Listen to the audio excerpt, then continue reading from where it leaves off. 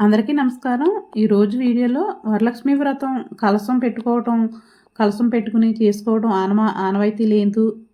లేదా మాకు కలశం పెట్టుకుని చేసుకోవడం కుదరదు అనే వాళ్ళ కోసం సింపుల్‌గా వరలక్ష్మి వ్రతాన్ని ఈజీగా ఎలా చేసుకోవాలో ఈ వీడియోలో చూపించబోతున్నాను.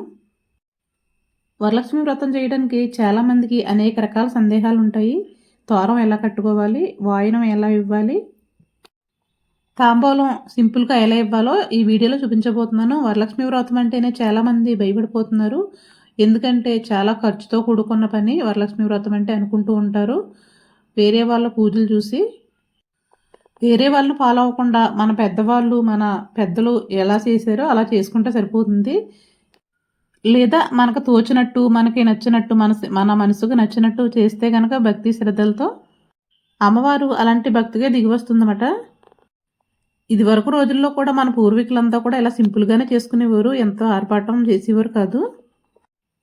ఇంకా పూజ విషయానికి వస్తే శుక్రవారం తెల్లవారుజామున లెగిసి మొత్తం ఇల్లు అంతా శుభ్రం చేసుకుని ముందు రోజే ఈశాన్య మూల ఒక ముగ్గు పెట్టుకుని, ఒక పీటని అలంకరించుకుని పసుపు కుంకుమతోటి పీట వేసుకుని, దానిపైన ఒక వస్త్రం వేసుకుని ఎర్రటిది కానీ లేదా పసుపు వస్త్రమైనా వేసుకుని కొన్ని బియ్యం పోసి అమ్మవారి చిత్రపటం పెట్టుకోవాలి. శ్రావణ మాసంలో పౌర్ణమికి ముందే వచ్చే రెండో శుక్రవారం శ్రావణ శుక్రవారం చేసుకుంటాము వ్రతం.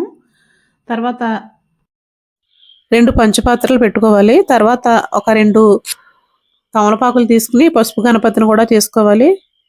నేనైతే రాతి గౌరమ్మను కూడా పెట్టుకుంటూ ఉంటాను.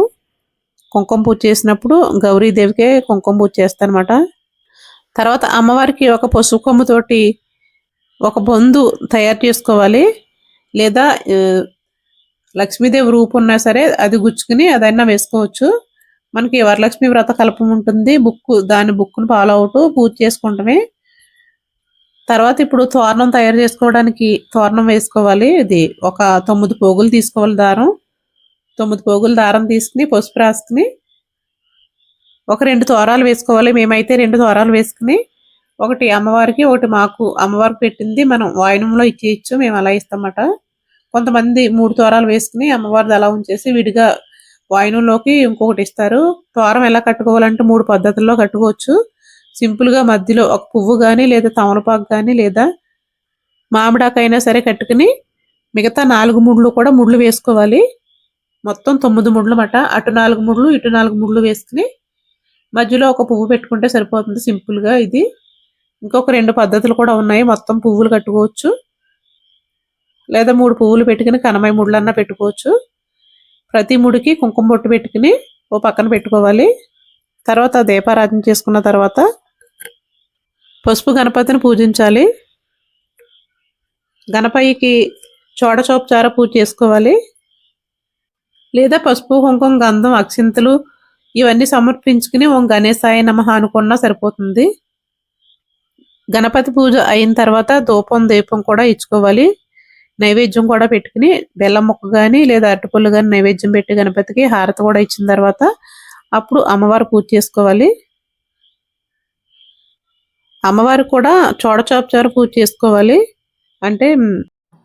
అంటే అమ్మవారిని మనం ఇంట్లోకి ఆహ్వానిస్తున్నమాట. ఆహ్వానించి ఆసనం వేసాము. ఆసనం వేసిన తర్వాత కాళ్ళు కడుగుతాం, చేతులు కడుగుతాం, స్నానం చేయించడం, అలాగే వస్త్రం సమర్పించడం. అమ్మవారికి ఆసనం వేయటం అన్నీ మనకి బుక్లోనే ఉంటుంది. ఆసనం సమర్పయామి అవన్నీ ఉంటాయి కదా.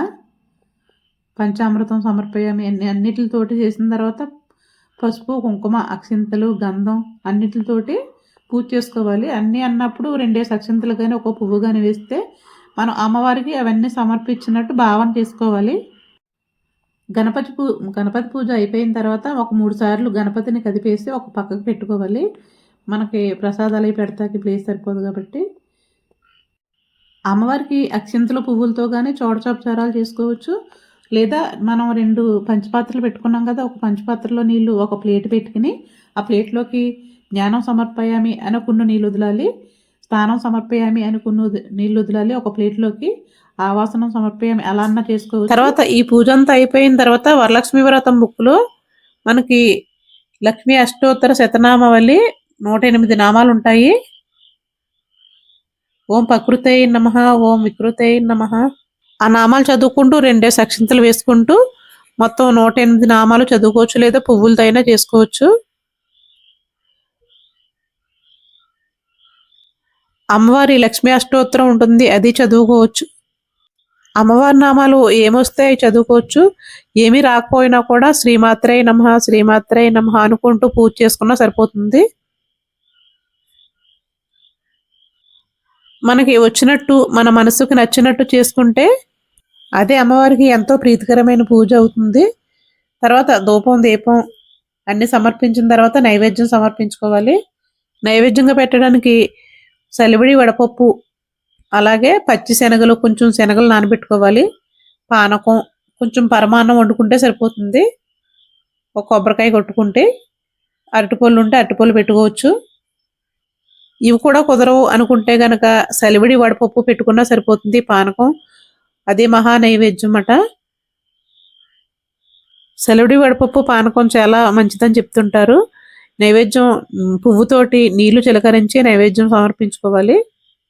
తర్వాత తాంబూలం కూడా, అమ్మవారికి తాంబూలం కూడా పెట్టేసి, తాంబూలం అంటే వాయనం అమ్మవారికి జాకెట్ పీసు, గాజులు, పువ్వులు, లేదా చీర ఉంటే చీర అయినా సరే అమ్మవారికి వాయనం సమర్పించాలి. వాయనం సమర్పించినప్పుడు ఇస్తినమ్మ వాయనం అని చెప్పుకోవాలి. తర్వాత పుచ్చుకుంటేనమ్మ వాయనం అని చెప్పుకోవాలి. అమ్మవారి అంటున్నట్టు మనం భావించుకోవాలన్నమాట.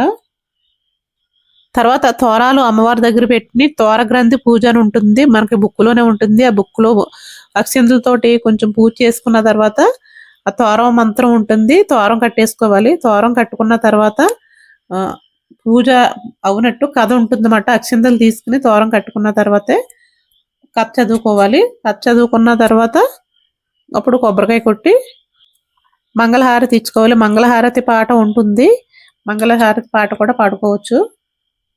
అమ్మవారికి వాయనం సమర్పించినప్పుడు కొన్ని పచ్చి శనగలు కూడా పెట్టాలి. ఇవన్నీ పెట్టినప్పుడు మనం మంచినీళ్ళు కూడా పెట్టాలన్నమాట. ఒక గ్లాస్ తోటి నైవేద్యం వండిన పదార్థాలు ఏం పెట్టినా కూడా మంచినీళ్ళు కూడా పెట్టాలి కంపల్సరీ. తర్వాత ధూపము, సుగంధ ద్రవ్యాలతో మంగళహారతి, ఎంతో సుగంధంగా ఉండే దసంగ పౌడర్తో ధూపం, అలాగే సాంబ్రాణి ధూపం కూడా వేసుకుని మోకాల మీద సాష్టాంగ నమస్కారం చేసుకుని తెలిసి చేసిన తప్పులు మన్నించమని అమ్మవారిని ప్రార్థించి మనం పూజ పూర్తి చేసుకోవాలి. తాంబూలం, ఇంటికి వచ్చిన ముత్తైదులకి తాంబూలం ఎలా ఇవ్వాలంటే కనుక కొన్ని పచ్చి శనగలు, 2 తమలపాకులు, ఒక ఒక్క, ఒక 2 అరటిపళ్ళు, 2 పువ్వులు, అంతగా ఇంకా ఇవ్వాలంటే కనుక ఒక జాకెట్ పీసు ఇలా ఇస్తే సరిపోతుంది తాంబూలం.